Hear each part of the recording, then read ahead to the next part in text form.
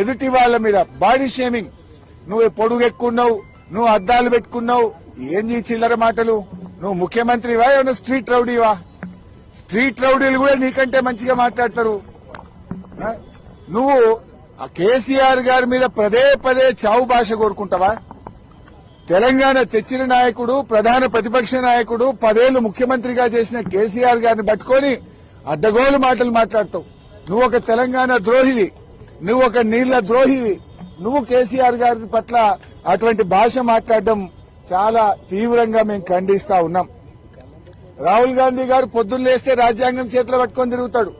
ఇక్కడేమో అసెంబ్లీలో రాజ్యాంగం ఖూనీ అయితా ఉంది. ప్రధాన ప్రతిపక్షానికి మైకే ఇవ్వడం లేదు. అందువల్ల మేమందరం కూడా ఇక ఈ శాసనసభలో కూర్చున్నా వేస్తూ మైక్ ఇవ్వకుండా ముఖ్యమంత్రిని తిట్టద్దంటాడు. స్పీకర్ గారు ఆన్ రికార్డ్ అక్కడ కూర్చొని మీరు ముఖ్యమంత్రి గారి మీద విమర్శ చేయొద్దు అంటాడు. అనొచ్చా అట్లా స్పీకర్?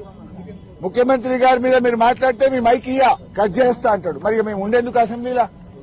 స్పీకర్ గారి పక్షపాత వైఖరికి నిరసనగా ఈ శాసనసభ ఈ సెషన్ ను బీఆర్ఎస్ పార్టీ బహిష్కరించాలని నిర్ణయం తీసుకున్నది.